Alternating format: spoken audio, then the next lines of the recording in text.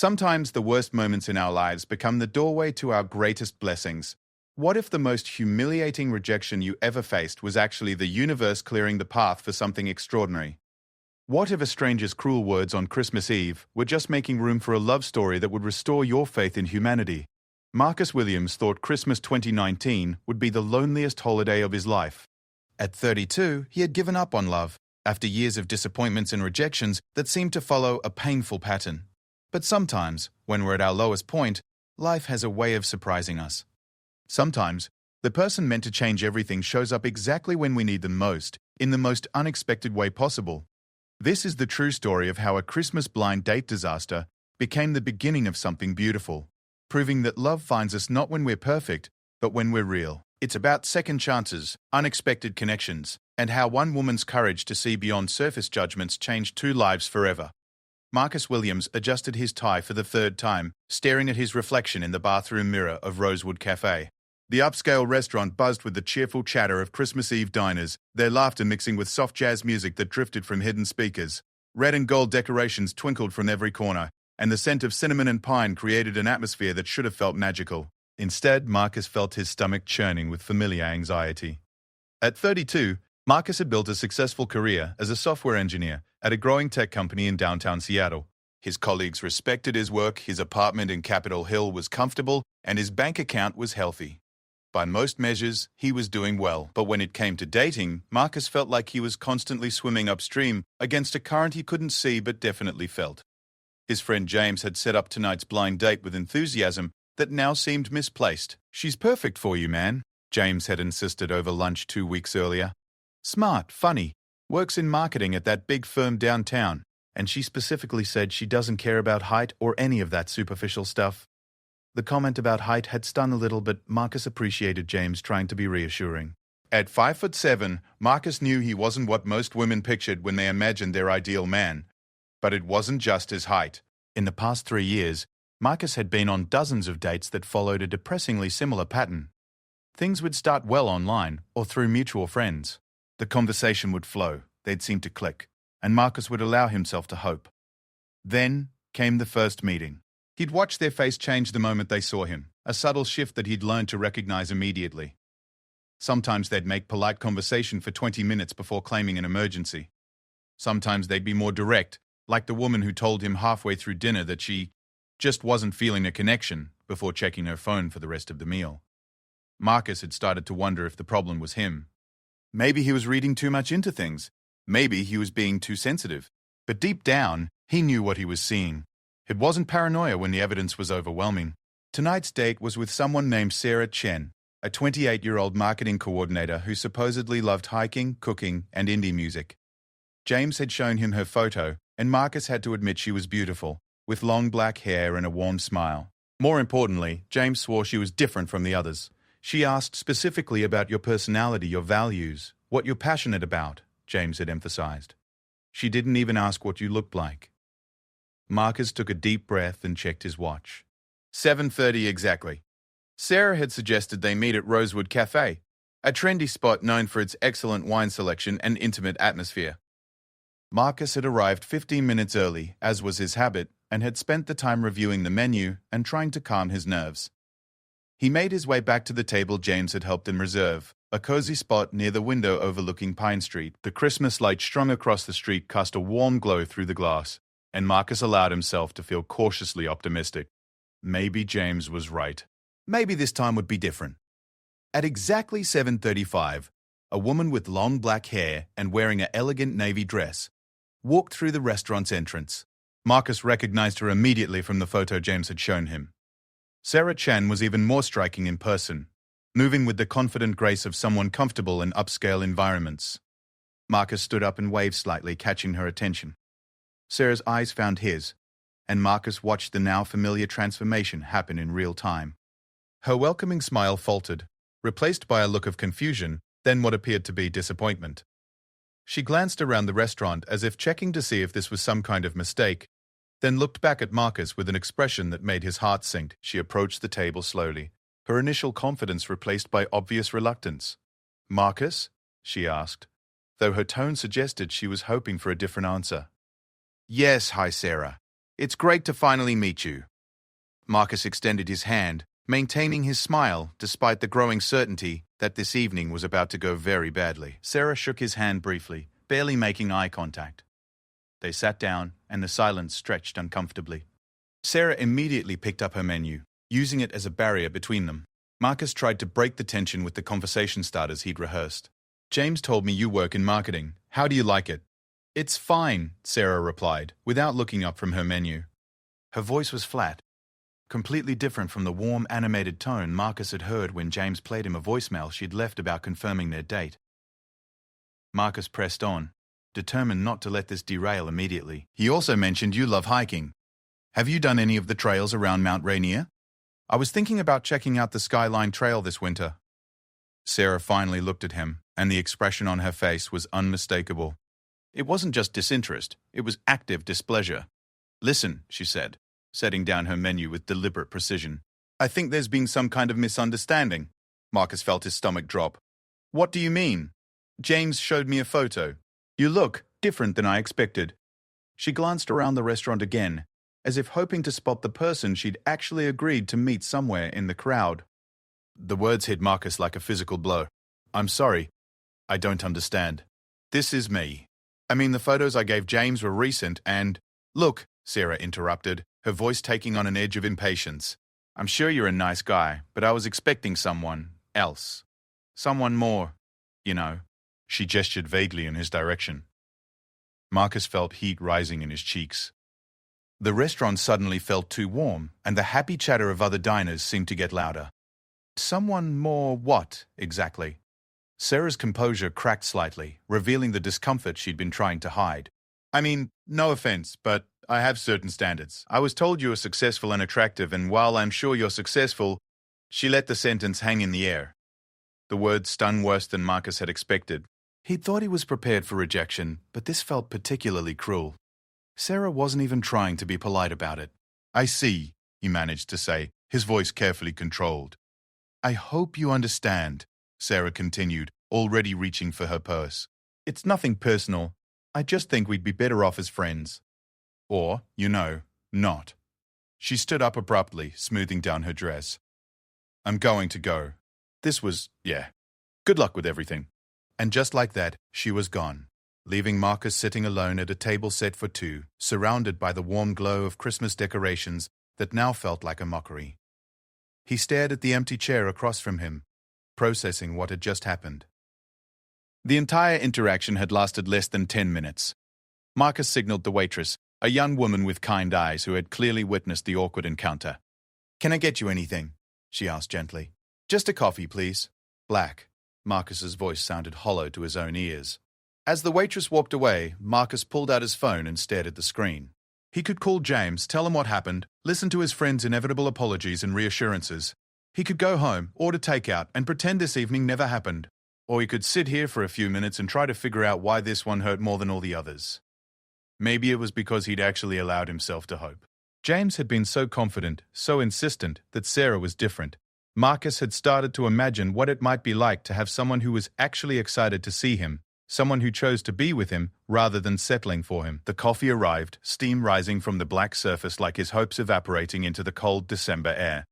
Marcus wrapped his hands around the warm mug and tried to ignore the pitying glances from nearby tables. He'd become a cautionary tale, the guy who got stood up on Christmas Eve. His phone buzzed with a text from James. How's it going? She's amazing, right? Marcus stared at the message for a long moment before typing back. She laughed. Different expectations, I guess. The response came immediately. What? Are you serious? I'm so sorry, man. Want to grab a drink? Marcus turned off his phone without responding. The last thing he wanted was James's well-meaning sympathy or his promises that the next one would be different, because Marcus was starting to realize that maybe the problem wasn't the women he was meeting. Maybe the problem was his expectations. Maybe he needed to accept that whatever he was looking for simply wasn't going to happen for him. He finished his coffee slowly, watching Christmas Eve unfold around him. Couples shared desserts, families celebrated over elaborate dinners, and groups of friends laughed over bottles of wine. Everyone seemed to belong somewhere with someone. Marcus had never felt more like an outsider looking in. When he finally stood to leave, the waitress approached him again. "Everything okay?" she asked, and Marcus could hear the genuine concern in her voice. "Yeah," he lied. "Just one of those nights." She smiled sympathetically. "Hang in there. Christmas has a way of surprising people." Marcus nodded politely and left a generous tip, then walked out into the cold Seattle night. Snow had started to fall, dusting the sidewalks with white that would probably turn to slush by morning. Christmas lights twinkled from store windows and apartment buildings, and the sound of carolers drifted from somewhere nearby. As he walked toward his car, Marcus made a decision. This was it. He was done with dating, done with blind dates, done with putting himself through this humiliation over and over again. Some people were meant to find love, and others were meant to focus on other things. Marcus was clearly in the second group, and it was time he accepted that. He drove home through the quiet streets, past churches where families were gathering for midnight services, and houses where warm light spilled from windows onto snow-covered lawns. His apartment building looked stark against the festive neighborhood, and Marcus realized he hadn't even bothered to put up a Christmas tree this year. What was the point? Inside his apartment, Marcus loosened his tie and sat down on his couch without turning on the lights. The city sparkled outside his window, beautiful and distant. He thought about calling his sister in Portland, but she'd be busy with her own family, her husband and 2 young kids, creating the kind of Christmas magic that Marcus had given up hoping for. His phone buzzed again with another text from James, but Marcus ignored it. Tomorrow he'd have to explain what happened, endure his friend's shock and apologies. But tonight, he just wanted to sit in the dark and accept the truth. Some stories don't have happy endings, and his love story was one of them. What Marcus didn't know was that 3 blocks away, another person was having an equally difficult Christmas Eve, for entirely different reasons. And what he couldn't possibly imagine was that their paths were about to cross in a way that would change both of their lives forever. 3 blocks from Rosewood Cafe, Elena Rodriguez sat in her car outside the 24-hour Walgreens on Capitol Hill, engine running but going nowhere. Her hands gripped the steering wheel so tightly her knuckles had turned white, and she was fighting back tears that threatened to ruin the makeup she'd spent an hour perfecting for what was supposed to be a wonderful Christmas Eve dinner.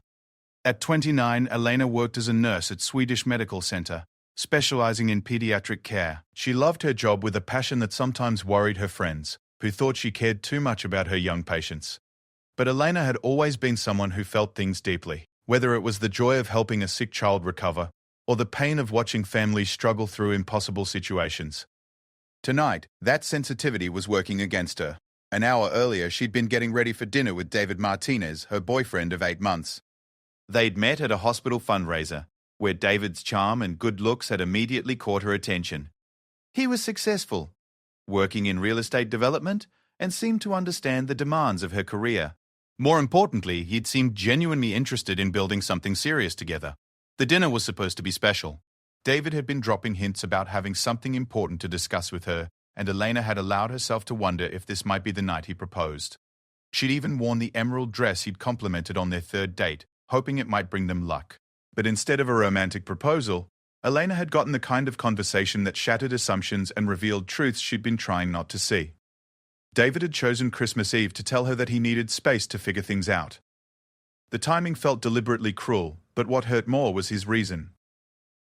"You're amazing, Elena. You really are," he'd said over appetizers at the expensive restaurant he'd chosen.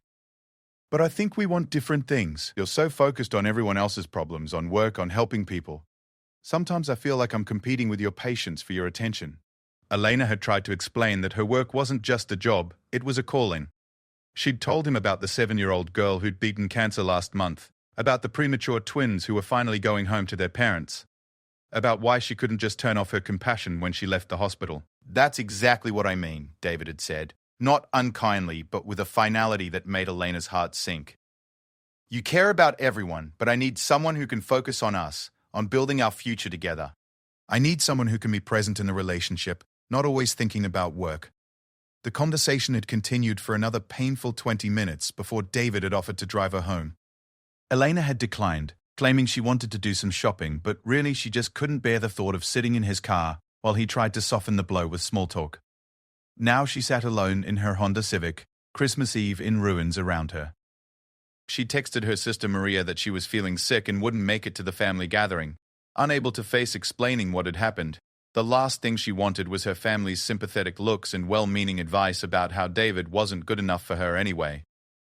Elena finally turned off the car and walked into Walgreens, hoping to find something that would help her make it through the night. Maybe some ice cream and a bottle of wine. Maybe a good book that would transport her somewhere else entirely. Maybe just the act of moving would help her stop replaying David's words in her head. The store was nearly empty except for a few last-minute shoppers hunting for wrapping paper, and a tired-looking cashier who was clearly wishing she was anywhere else. Elena wandered the aisles aimlessly, picking up items and putting them back down without really seeing them. That's when she heard the commotion near the checkout counter. "Sir, I'm going to have to ask you to leave if you can't control yourself," the cashier was saying in a voice that tried to be authoritative but came out more nervous than commanding. Elena looked toward the front of the store and saw a large white man in his 40s arguing with the young woman behind the register. His face was red with alcohol and anger, and he was pointing aggressively at something or someone. Elena couldn't see from her position in the pharmacy section. "I'm not going anywhere," the man slurred. "This is America, and I can shop wherever I want without having to look at." He used a racial slur that made Elena's blood run cold. Moving closer, Elena could see what had triggered the man's outburst. A black man in a nice suit was standing near the magazine rack, apparently minding his own business while this stranger berated him for no reason other than existing in the same space. The black man looked familiar, though Elena couldn't place where she might have seen him before. "Hey!" Elena called out, her voice cutting through the man's continued ranting. "What's your problem?" The drunk man turned toward her, his eyes struggling to focus. "Mind your own business, lady. I'm just trying to shop without being bothered by people who don't belong here." Elena felt a surge of anger that surprised her with its intensity. Maybe it was the stress of her ruined evening, or maybe it was the accumulation of too many stories from patients whose families faced discrimination, but something in her snapped. "The only person who doesn't belong here is you," she said firmly, stepping closer. "This man is shopping quietly, and you're making a scene like a drunk fool." The man's face darkened. "Who are you calling a fool? You don't know what you're talking about." "I know exactly what I'm talking about," Elena shot back. "I know you're using language that would embarrass a decent person. I know you're harassing someone who's done nothing wrong. And I know you're drunk and probably shouldn't be driving home." The black man in the suit had been watching this exchange with a mixture of resignation and surprise. Elena could see in his eyes that this wasn't the first time something like this had happened to him, but he also looked amazed that a stranger was standing up for him. "Ma'am, you don't have to," he said quietly to Elena.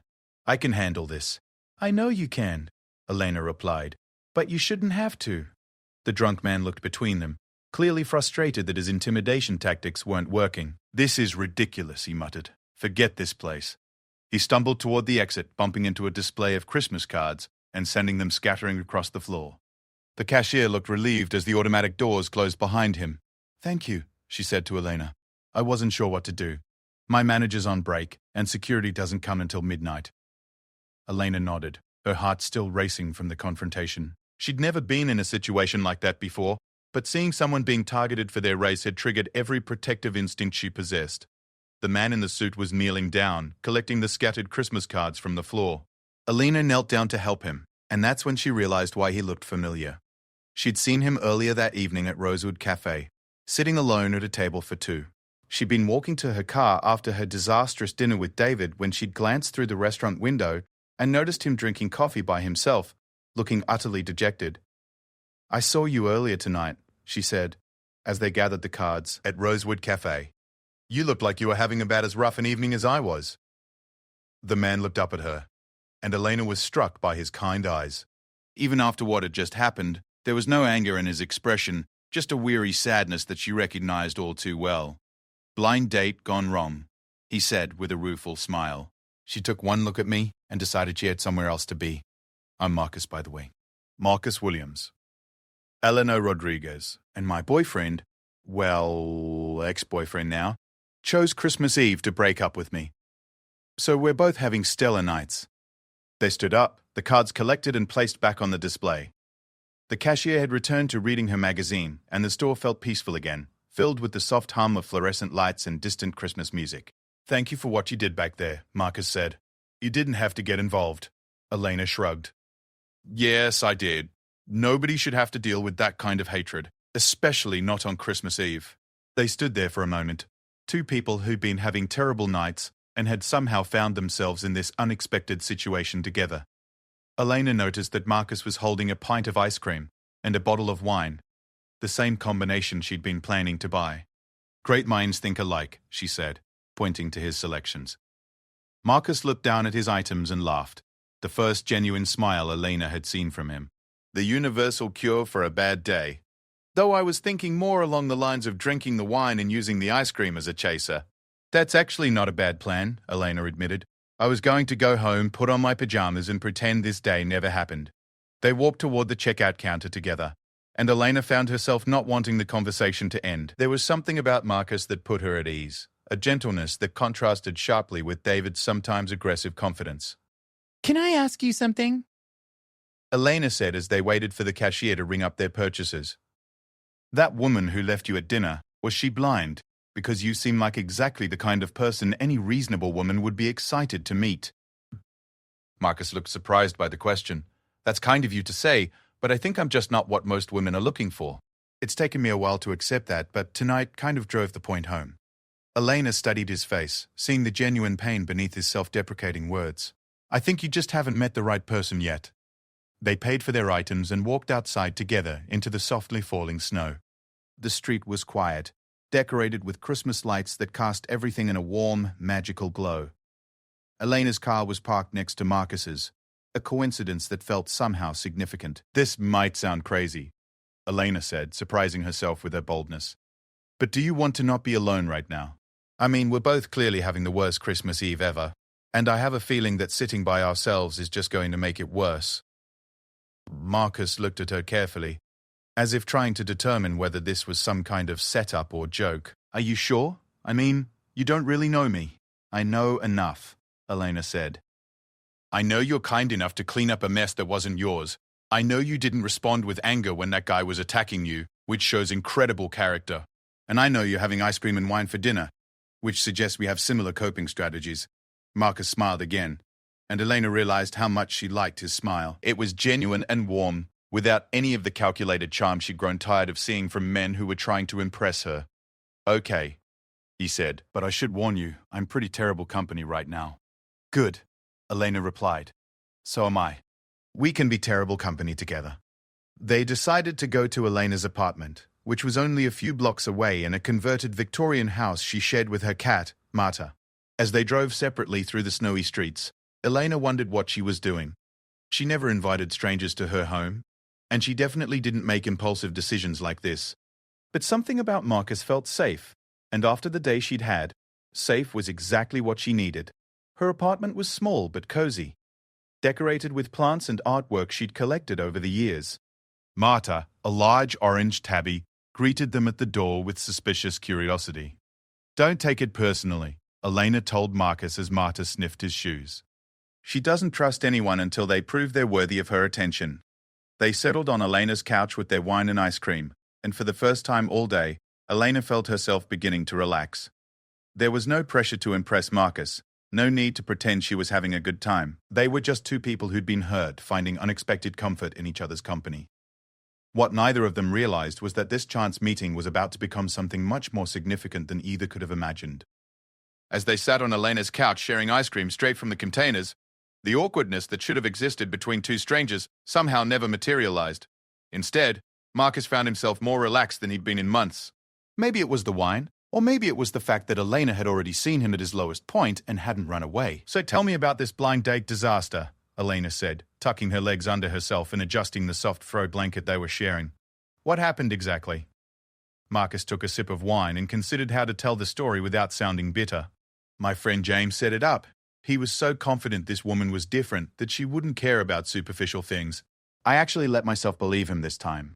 And she took one look at me and basically told me I wasn't what she was expecting, said she had certain standards. Marcus stared at his wine glass. The whole thing lasted maybe 10 minutes. Elena frowned. That's terrible. What kind of person does that? The kind of person who knows what she wants, I guess. I can't really blame her for being honest about it. Marcus set down his glass and leaned back against the couch cushions. It's not like this was the first time. I've kind of gotten used to it. You shouldn't have to get used to that, Elena said firmly. Nobody should. What did your friend say when you told him? Marcus pulled out his phone and showed her the string of increasingly concerned text messages from James. He's been texting all evening. I haven't responded yet. Elena read the messages, her expression growing more indignant with each one, He seems genuinely upset about what happened. Maybe he really didn't know she was like that. James is a good guy. He's been trying to help me meet someone for years. I think he just doesn't understand what it's like. Marcus took another spoonful of ice cream. He's one of those people who's never had trouble dating. Tall, conventionally handsome, confident. Women notice him the second he walks into a room. And you think they don't notice you? Marcus looked at her with surprise. Do you really need me to answer that? Elena studied his face carefully, taking in his warm brown eyes, the way his smile transformed his entire expression, the gentle way he moved that suggested someone who was naturally considerate of others. I think you might be surprised by what people notice about you. The right people, anyway. They fell into comfortable silence, the snow continuing to fall outside Elena's window. Christmas lights from the neighboring buildings cast colorful patterns on the walls, and the soft jazz playing from Elena's speaker created an atmosphere that felt intimate without being forced. Your turn, Marcus said. What happened with your boyfriend? Elena sighed and pulled the blanket up to her chin. David decided that my job makes me too unavailable emotionally. Apparently, caring about my patients means I can't focus properly on a relationship. You're a nurse? Pediatric nurse at Swedish Medical Center. I work with kids who have cancer, chronic illnesses, kids who need long-term care. Elena's voice softened when she talked about her work. It's hard sometimes, but it's the most meaningful thing I've ever done. Marcus watched the way her face lit up, despite the sadness in her voice. It sounds like you're really good at it. I love it. But David thought I was too invested, too emotional. He said he needed someone who could be present in the relationship instead of always thinking about work. That's ridiculous, Marcus said immediately. The fact that you care so deeply about helping people isn't a flaw. It's probably your best quality. Elena looked at him with surprise. David made it sound like it was my biggest problem. Then David is an idiot. Marcus's voice carried a conviction that made Elena sit up straighter. Anyone who would ask you to care less about suffering children doesn't deserve you. That's not being too emotional. That's being human. Elena felt tears prick at her eyes, but for the first time all day, they weren't tears of sadness. Thank you for saying that. I was starting to wonder if maybe he was right. He wasn't right, not even close. Marcus shifted to face her more directly. Can I tell you what I noticed about you tonight? First, you saw someone being treated unfairly, and you didn't hesitate to step in. You could have walked away, minded your own business, stayed safe. But you chose to get involved because it was the right thing to do. Elena felt herself blushing slightly. Anyone would have done that. No, they wouldn't have. Most people would have looked the other way, but you didn't, even though you were already having a terrible night. Marcus paused, gathering his thoughts. Then you saw a stranger sitting alone, and instead of going home to deal with your own problems, you invited me here. You opened your home to someone you'd known for 30 minutes because you recognized that I was hurting too. I just didn't want to be alone, Elena said quietly. Neither did I. But you did something about it. You reached out. Marcus's voice was gentle but intense. Those aren't the actions of someone who's too emotional or unavailable. Those are the actions of someone with incredible empathy and courage. Elena stared at him, processing his words. No one had ever described her qualities in quite that way before. David had always made her compassion sound like a burden, something she needed to manage better. But Marcus was talking about it like it was a strength. How do you do that? She asked. Do what? See things so clearly. I've been questioning everything about myself all evening, wondering if David was right about my flaws. But you've known me for 2 hours and you can see things I couldn't see about myself. Marcus considered this. Maybe it's easier to see clearly when you're not emotionally invested in the outcome, or maybe it's because I recognize something in you that I wish I had more of. What do you mean? The courage to stand up for what's right. The ability to reach out to people who are hurting. I've spent so many years protecting myself from rejection that I've forgotten how to be brave about connecting with people.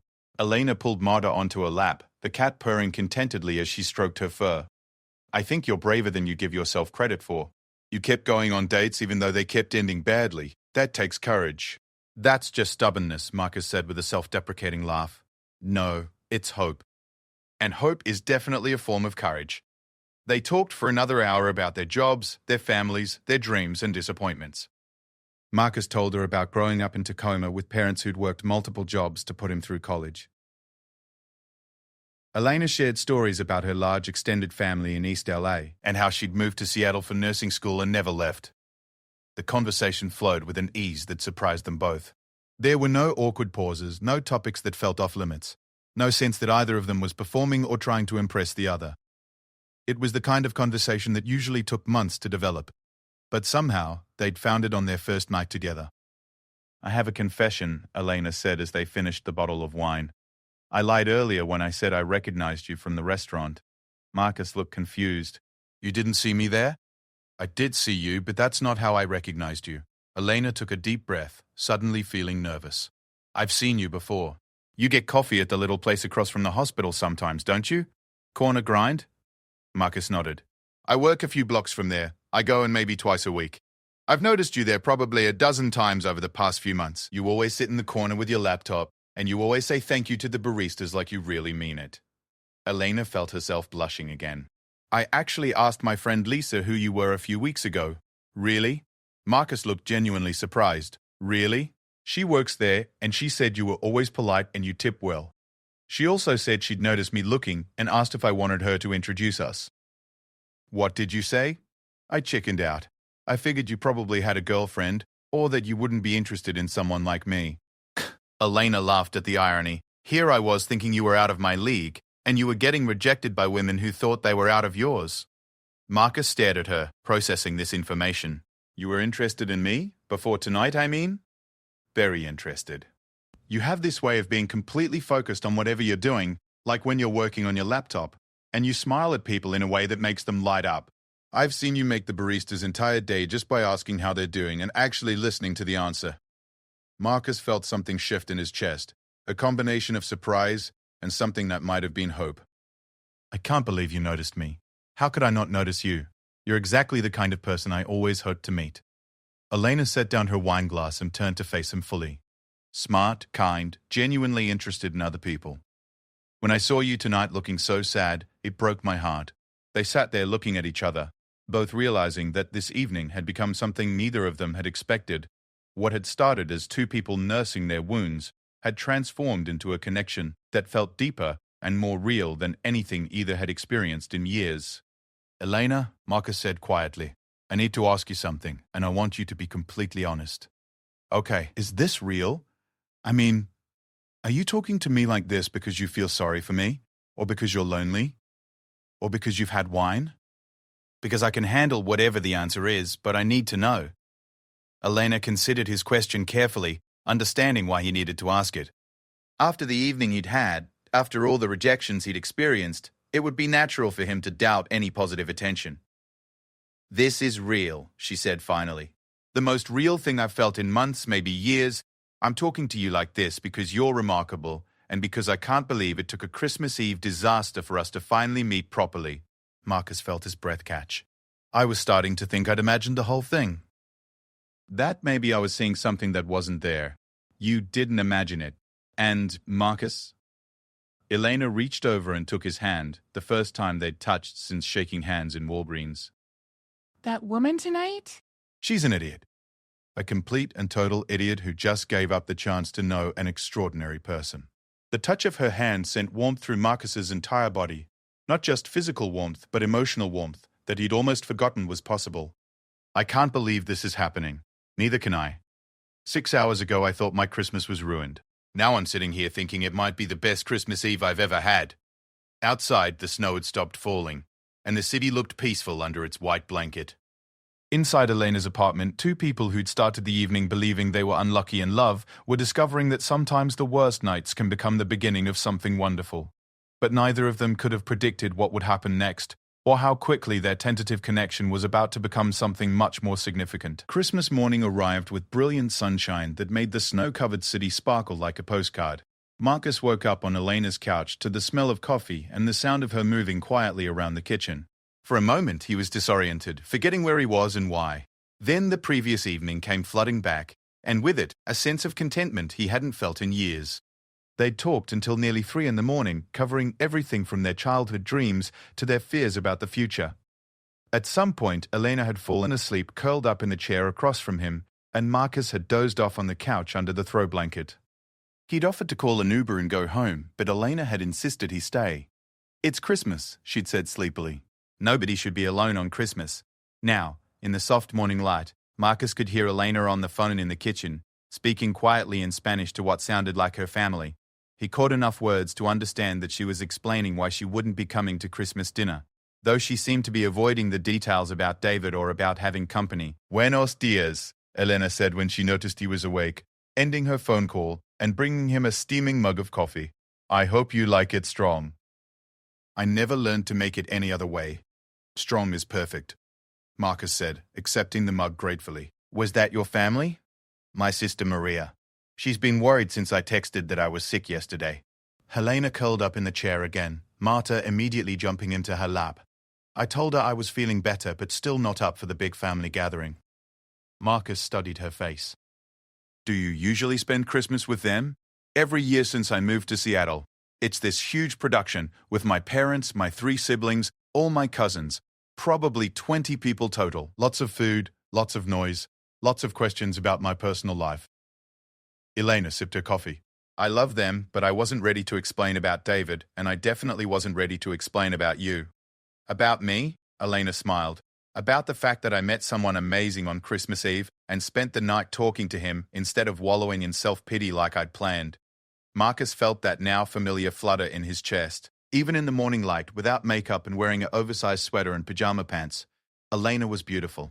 But more than that, she looked comfortable, genuine, like someone who never had to pretend to be anything other than exactly who she was. I should probably head home soon, Marcus said, though he made no move to get up. Let you get back to your Christmas. Actually, Elena said, setting down her coffee mug, I was hoping you might want to spend the day together. If you don't have other plans, I mean. Marcus looked at her in surprise. Are you sure? I don't want to intrude on your holiday. You're not intruding. I'm asking. Elena tucked her legs up under herself. My original plan was to spend Christmas feeling sorry for myself. Your original plan was probably similar. Why don't we feel sorry for ourselves together? Except maybe we won't actually feel sorry for ourselves at all. Marcus laughed. When you put it like that, how can I refuse? They spent the morning cooking breakfast together in Elena's small kitchen, working around each other with an ease that surprised them both. Marcus turned out to be skilled at making pancakes, while Elena contributed fresh fruit and what she claimed were the best scrambled eggs in Seattle. Where did you learn to cook? Elena asked as Marcus expertly flipped a pancake without breaking it. My mum. She worked 2 jobs when I was growing up, so I started cooking dinner for the family when I was about 12. Nothing fancy, but I learned the basics. Marcus slid the pancake onto a plate. What about you? Those eggs really are incredible. My grandmother. She lived with us when I was little, and she taught me that food is how you show love. Even scrambled eggs can be special if you make them with care. They ate breakfast at Elena's small dining table, surrounded by the plants she'd collected over the years. The conversation continued to flow effortlessly, moving from childhood memories to current events to philosophical questions about life and happiness. Can I ask you something personal? Elena said as they finished eating. After everything we talked about last night, I think we're past worrying about what's too personal. When was the last time you were really happy? I mean, genuinely, completely happy. Marcus considered the question carefully. That's harder to answer than it should be. Maybe when I graduated college. My parents were so proud, and I felt like I could do anything. That was probably 8 years ago. He looked at her. What about you? Last week, actually. I had this patient, a little girl named Sophie, who's been fighting leukemia for 2 years. She's 7 years old, and she's been through more than most adults face in a lifetime. Last Tuesday, we got the results showing that she's in complete remission. Elena's face lit up as she told the story. When I told her parents, her mum just collapsed crying, and her dad picked up Sophie and spun her around the room. Sophie didn't really understand all the medical details, but she knew it was good news. She asked if this meant she could go back to school and see her friends again. And she can? She can. After 2 years of isolation and treatment, she gets to be a regular kid again. Elena wiped at her eyes. When I left work that day, I felt like I was floating. Like everything I'd studied and worked for had led to that moment. Marcus watched her tell the story, seeing the pure joy in her expression. This was someone who found her deepest happiness in other people's healing, in making impossible situations better through care and skill and dedication. That's beautiful, he said quietly. And that's exactly what I meant last night. The fact that your greatest joy comes from helping a sick child get better? That's not being too emotional. That's being human in the best possible way. Elena looked at him with an expression he couldn't quite read. David never asked me about moments like that. In 8 months, he never once asked me to tell him about a patient whose life had gotten better. What did he ask you about? My schedule, mostly. Whether I could leave work early for dinner or come in late after a long night shift. Whether I could switch my shifts around for his work events. Elena shook her head. I should have realized we weren't compatible months ago. They spent the afternoon walking through Elena's neighborhood, which had been transformed by the snow into something magical. The old Victorian houses looked like something from a Christmas card, and the usual city sounds were muffled by the white blanket covering everything. I love this area, Marcus said as they passed a small park where children were building snowmen with their families. I've always thought about moving somewhere like this, but my place downtown is so convenient for work. Convenient isn't everything, Elena said. I could live closer to the hospital, but I love having actual neighbors, people who know each other's names. Mrs. Adopted. Chen next door brings me soup when she makes too much. And the family across the street lets me borrow their ladder when I need to change light bulbs I can't reach. They stopped at a small cafe that was open despite the holiday, sharing hot chocolate and watching the world go by outside the window. The conversation never lagged, never felt forced. They discovered they both loved hiking and had never been to many of the same trails. They both read voraciously but had completely different taste in books, which led to enthusiastic recommendations back and forth. I have another confession, Marcus said as they walked back toward Elena's apartment in the late afternoon. Another one? This is becoming a pattern. I've been thinking about asking you something all day, but I keep talking myself out of it. Elena stopped walking and turned to face him. What is it? Marcus took a deep breath, looking more nervous than he'd seemed since the night before. I know this is crazy. I know we've only known each other for 18 hours. But would you want to go out on a proper date with me? Not because we're both having terrible evenings, not because we're lonely, but because I think you're incredible, and I'd like to spend more time with you. Elena stared at him, and for a moment Marcus was terrified that he'd misread the entire situation. Maybe she'd been being kind to him out of sympathy. Maybe he'd imagined the connection he thought they'd shared. Marcus, she said finally. Yes? I've been hoping you'd ask me that all day. I was starting to worry that you saw me as just a friend, someone to help you get through a bad night. Relief flooded through Marcus so intensely that he felt dizzy. Really, I would love to go on a proper date with you. I'd love to go on many proper dates with you, if I'm being completely honest. They stood there grinning at each other in the middle of the snowy sidewalk, two people who 24 hours earlier had been convinced that love wasn't in the cards for them. When? Marcus asked. How about tomorrow night? Unless you think that's too soon. Tomorrow night is perfect. Although, Marcus paused, looking thoughtful, I should probably warn you that I'm going to be nervous, really nervous. First dates make me anxious under the best circumstances, and this feels like it matters more than usual. Elena stepped closer to him, close enough that he could see the flecks of gold in her brown eyes. It does matter more than usual. But Marcus, last night you told me about your dating disasters with complete honesty. This morning you made me pancakes and listened to me talk about my patients like they were the most interesting people in the world. This afternoon you've been so genuinely interested in everything I've had to say that I keep forgetting we've only just met. She reached up and straightened his scarf, the gesture intimate and caring. I'm not going anywhere. I'm not going to change my mind about you between now and tomorrow night. And I'm definitely not going to judge you based on your height or your appearance or anything else that shallow. Marcus felt something in his chest loosen, a tension he hadn't even realized he'd been carrying. How do you do that? Do what? Make me feel like maybe I've been worrying about the wrong things all these years. Elena smiled. Maybe you have been. Or maybe you just haven't met anyone worth not worrying about before. As they reached Elena's building, Marcus realized that he didn't want the day to end. He'd never felt this comfortable with anyone, never experienced this kind of easy intimacy with someone he was attracted to. I should go home, he said reluctantly. Let you have some time to yourself, maybe call your family back. You should, Elena agreed. But Marcus, this has been the best Christmas I've had in years. For me too, by far. They exchanged phone numbers and Marcus called an Uber for the ride back to his apartment. As he waited for the car to arrive, Elena surprised him by standing on her tiptoes and kissing his cheek. Thank you, she said softly. For what? For being exactly who you are. For showing me what it feels like to connect with someone who actually sees me. As Marcus sat in the Uber driving through the Christmas evening cityscape, he found himself thinking about Elena's question from that morning. When was the last time he'd been genuinely, completely happy? He realized that he might need to update his answer. Because right now, despite everything that had gone wrong the night before, despite all his fears about dating and rejection, he felt something that might just be pure happiness. 6 months later, Marcus stood in front of his bathroom mirror, adjusting his tie for what felt like the 100th time. His hands were shaking slightly, and he could feel his heart racing in a way that had nothing to do with nerves, and everything to do with excitement. Tonight was the night he was going to propose to Elena Rodriguez. The past 6 months had been a whirlwind of discovery, laughter, and a love deeper than anything Marcus had ever imagined possible. Their first official date had been to a small Italian restaurant in Fremont, where they'd talked for 4 hours and closed the place down. The second date had been a hike to Rattlesnake Falls, where Elena had proven she was far more athletic than Marcus and had patiently waited for him at every scenic overlook. By the third date, Marcus had known he was falling in love. By the 10th, he'd known he wanted to spend his life with this remarkable woman.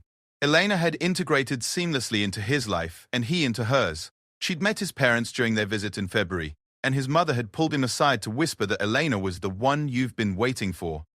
He'd been invited to the massive Rodriguez family Easter celebration, where Elena's 3 siblings had thoroughly interrogated him before declaring him worthy of their baby sister. Most importantly, they'd learned to navigate the rhythms of each other's lives. Marcus had discovered that Elena's dedication to her patients wasn't a barrier to their relationship. It was one of the things he loved most about her. He'd started bringing coffee to the hospital when she worked late shifts, and she'd started joining him for evening walks when he needed to decompress from particularly challenging days at work.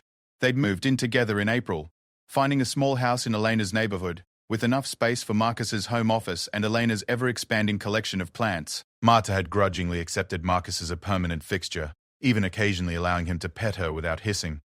But tonight wasn't just about their relationship reaching another milestone. Tonight was about something that had been building in Marcus's mind for weeks, something that felt both terrifying and absolutely right. He was going to ask Elena to marry him, but he was going to do it in a way that honored the extraordinary woman she was. Marcus had been planning this evening for 2 months, ever since the day Elena had come home from work glowing with happiness because one of her long-term patients had finally been cleared to go home. As she'd told him about 8-year-old Michael's recovery from a rare genetic condition, Marcus had watched her face and realized that he wanted to spend the rest of his life watching her light up when she talked about making children's lives better. That's when the idea had started forming. Instead of planning a traditional romantic proposal, Marcus had decided to do something that would speak to Elena's heart in a language she would understand. He'd spent weeks coordinating with her supervisor at the hospital, with her colleagues, and with the families of some of Elena's patients to plan what he hoped would be the most meaningful proposal possible. Now, as he grabbed the small velvet box from his dresser drawer and slipped it into his jacket pocket, Marcus felt a moment of panic. What if this was too much? What if Elena thought it was manipulative to involve her work in their personal life? What if she wasn't ready for marriage? But then he remembered the conversation they'd had just 2 weeks earlier, lying in bed on a lazy Sunday morning. Elena had been tracing patterns on his chest with her finger, and out of nowhere she'd said, "I never understood what my married friends meant when they said they'd found their person. I thought it was just romantic nonsense." "And now?" Marcus had asked. "Now I get it. You're my person, Marcus. The person I want to tell everything to. The person I want to come home to. The person I want to build a life with." Marcus had felt his heart stop. "Elena, I'm not hinting," she'd said quickly. "I'm just saying that I finally understand what it means to find someone who feels like home." But she had been hinting, and Marcus had known it. Just like he'd known that Elena was too considerate to pressure him about their future, even though he could see in her eyes that she was ready for whatever came next. Marcus drove to the hospital through the early evening Seattle traffic, the ring box a reassuring weight in his pocket. He'd coordinated everything with Dr. Patricia Martinez, Elena's supervisor, who had been delighted to help plan what she called the most romantic thing I've seen in 30 years of working here. The plan was simple, but meaningful. Elena thought she was coming to the hospital for a routine evening meeting about staffing schedules.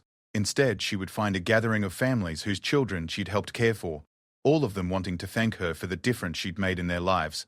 And then, surrounded by the people whose lives she'd touched, Marcus would ask her to marry him. Marcus arrived at the hospital an hour before Elena was scheduled to arrive, meeting with Dr. Martinez and helping to set up the conference room where the surprise would take place. The families began arriving at 6 o'clock, and Marcus felt his nervousness transform into anticipation as he saw the excitement in their faces. There was Michael's family. The little boy Elena had helped through his genetic condition treatment. Sarah and Tom brought pictures of Michael playing soccer, something the doctors hadn't been sure would ever be possible. There were the Johnsons, whose premature twins had spent 4 months in the NICU under Elena's care. The babies were now healthy toddlers who would probably never remember Elena, but their parents would never forget her.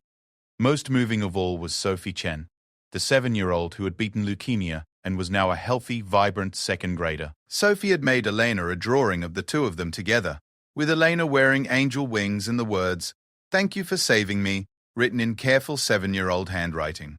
As 7 o'clock approached, Marcus felt his heart rate spike. Dr. Martinez had texted Elena asking her to stop by the conference room on her way to the supposed meeting, saying there was something she needed to see. At exactly 7:15, Marcus heard Elena's voice in the hallway outside the conference room, talking to Dr. Martinez about the mysterious something she needed to see. The door opened, and Elena walked in, expecting to find an empty room or maybe some new equipment. Instead, she found 20 people applauding, and Marcus standing in the middle of them all, holding a microphone he'd borrowed from the hospital's AV department. Elena's hand flew to her mouth, her eyes wide with shock as she recognized the faces around the room. "What is this?" she whispered. Marcus stepped forward, his prepared speech suddenly forgotten as he looked at the woman he loved more than he'd ever thought possible. "Eleanor, for the past 6 months, you've shown me what it means to love someone completely. Not just romantic love, but the kind of love that makes you want to be a better person.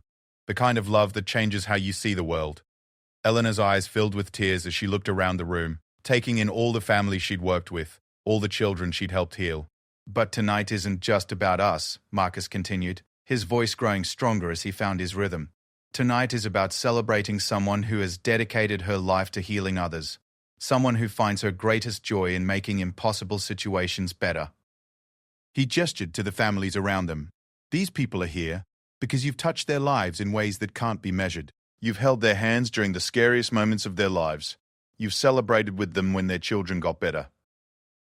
You've shown them that there are still people in the world who choose to spend their lives caring for others." Sophie Chen stepped forward and handed Elena the drawing she'd made, wrapping her small arms around Elena's legs in a fierce hug. "You're my favorite nurse ever," she announced loudly, making everyone laugh through their tears. Elena knelt down to Sophie's level, accepting the drawing with shaking hands. "Thank you, sweetheart. You're my favorite patient ever." "But I'm not sick anymore," Sophie said proudly. "No, you're not. You're perfect." Elena hugged the little girl again, tears streaming down her face. Marcus waited until Elena stood up again, then stepped closer to her. "Elena Rodriguez, you've shown me that love isn't just about finding someone who makes you happy. It's about finding someone who inspires you to make others happy too." He pulled the ring box from his pocket and dropped to one knee in front of her, in front of all the families whose lives she'd helped save. "You've taught me that the most beautiful people are the ones who use their gifts to heal the world. You've taught me that caring deeply isn't a weakness, it's a superpower." Elena's hands were pressed to her mouth, tears flowing freely now as she looked down at Marcus kneeling before her with the ring box open. "Elena Rodriguez, will you marry me? Will you let me spend the rest of my life supporting your amazing work, celebrating your victories, and loving you exactly as much as you deserve to be loved?" The room fell completely silent, except for the soft sound of Elena's crying. Marcus waited, his heart pounding, as Elena looked around the room one more time, taking in all the faces of the people she'd helped, all the lives she'd touched. Then she looked back down at Marcus, and her face broke into the most radiant smile he'd ever seen. "Yes," she whispered. Then louder, "Yes, Marcus Williams, I will marry you." The room erupted in cheers and applause as Marcus slipped the ring onto Elena's finger and stood to kiss her. Through the noise of celebration, Marcus could hear Sophie Chen shouting, "She said yes! She said yes!" while their parents laughed and cried at the same time. As they kissed, surrounded by the families Elena had helped heal, Marcus realized that this moment was perfect in a way he'd never imagined possible. It wasn't just about two people promising to love each other. It was about celebrating someone who had chosen to dedicate her life to healing others, and recognizing that the best kind of love is the kind that makes you want to join someone in making the world better. Later, after the families had left and they were driving home together, Elena kept looking down at her ring, a simple but elegant diamond that caught the light from the street lamps. "I can't believe you did that," she said for the 10th time. I can't believe you brought all those families there. Did you like it? I was so nervous that it might be too much, or that you'd think I was manipulating your work situation. Elena reached over and took his hand. Marcus, it was the most beautiful thing anyone has ever done for me. You understood that my work isn't separate from who I am. It's part of who I am. And you honored that. Marcus brought her hand to his lips and kissed her knuckles. Your work is incredible, Elena. What you do matters in ways most people can't even comprehend. I wanted our engagement to reflect that. They drove in comfortable silence for a few minutes before Elena spoke again. You know what the best part was? What? Sophie Chen announcing to everyone that I said yes. I think that little girl is going to remember this night for the rest of her life. She's not the only one, Marcus said. I know I will. As they pulled into their driveway, Elena turned to look at Marcus, her ring sparkling in the porch light. I love you, Marcus Williams. I love you for seeing me clearly, for supporting my dreams, and for creating a proposal that was about so much more than just the two of us. I love you too, Elena Rodriguez. Soon to be Elena Williams, if you want. Elena smiled. Elena Rodriguez Williams has a nice ring to it, don't you think? Marcus laughed, pulling her close as they sat in their car outside their home. It has a perfect ring to it. 6 months earlier, they had both believed that love wasn't in the cards for them. Marcus had been convinced that he would never find someone who could see past surface judgments to appreciate who he really was. Elena had been told that her compassion and dedication were barriers to love rather than gifts to be treasured. But sometimes the worst nights lead to the best mornings. Sometimes rejection clears the path for acceptance. And sometimes, when two people are brave enough to be completely honest about who they are, they discover that they've been looking for each other all along. As they walked hand in hand to their front door, past Elena's garden full of plants that grew wild and beautiful under her care, they both knew that their love story was just beginning. But they also knew that it was built on a foundation strong enough to last a lifetime. Mutual respect, shared values, and the kind of love that makes you want to be your best self every single day. Christmas Eve had brought them together through heartbreak and chance. But it was their choice to stay together, to build something beautiful together, and to support each other's dreams that would carry them through whatever came next. In a world that often felt harsh and unforgiving, they had found in each other a safe harbor, a place where they could be completely themselves, and know that they were loved not despite their flaws and passions, but because of them. It was, they both agreed, the most beautiful kind of love story there was, the kind where two imperfect people choose each other every day and in doing so, create something perfect together.